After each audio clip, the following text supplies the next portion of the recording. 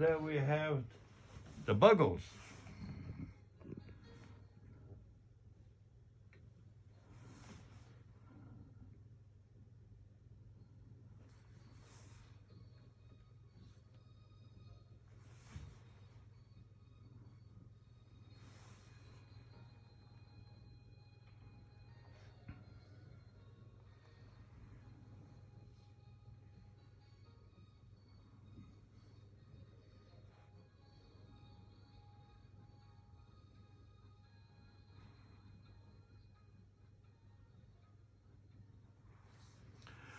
Oh yeah, the Buggles there. The video played killed the radio star. It's now 19 minutes past the hour, 10 p.m. And as I said, no phone calls today because I have a very special guest here for a very special reason. And I'm quite sure you all know him. He was sitting in this chair during his time with Radio 3, Gerry Jose. Hi, Ray. And I'm very happy to be with the radio star, Uncle Ray. Oh, my goodness. Yeah, it's like the old times. Yeah, absolutely. Yeah, Gerry came flying in for a very special reason, a very sad reason. You want to talk about it, Gerry, about your dad? Well, unfortunately, I wish it was under better circumstances, yes, but my father passed away, and I'm back in Hong Kong to make the funeral arrangements and that sort of thing. And I'd like to make a special call to some of his Portuguese friends here in Hong Kong who might remember him. His name is Albert de Jose. Oh, yeah. And Albert was 99 years old.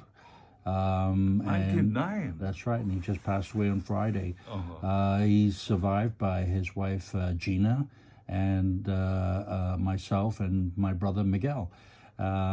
He is an incredible guy, born in 1920, went through the World War and everything else, as you probably know too, because I think you went through the same thing, right?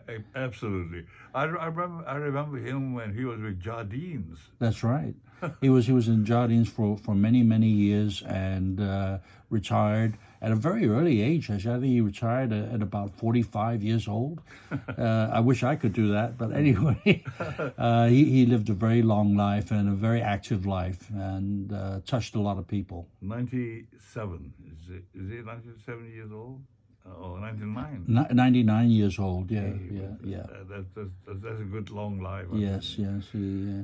I was hoping that he would make 100, but he just missed by about 6 months. Wow. Yeah.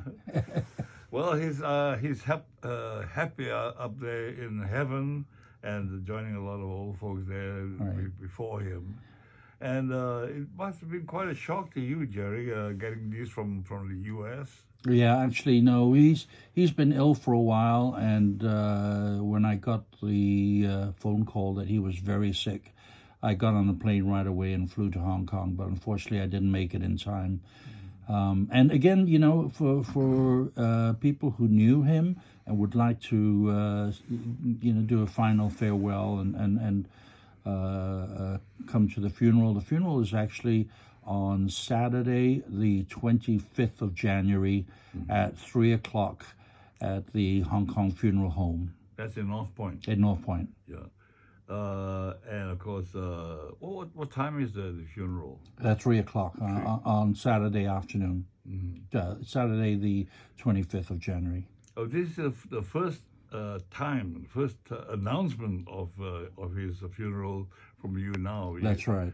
It will not be in the papers, or will it be in the papers? Well, I haven't gotten that far yet. Like I said, he only passed away on Friday, but we will try and get something in the newspapers too. Mm-hmm.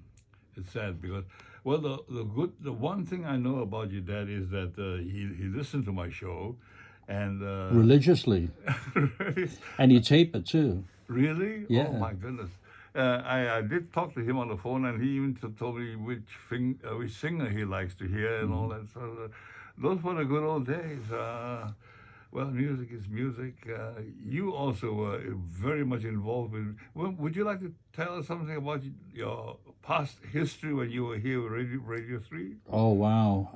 I started in working for RTHK as an engineer at a very ripe young age of 18 years old. Really? And then I worked as an engineer, worked up into production until, let me see, I did that for about 13 years. And then I moved on to the other side of the microphone and was in broadcasting on that side, in that chair for about 13 years. You kicked me out of it. No, not really. You had your slot, and there's nobody ever going to kick you out of that, Ray. But I was very, very happy to be here at RTHK and had many, many happy years of playing the music and enjoying the audience feedback. That was the main thing, the joy I got from the audience listening in.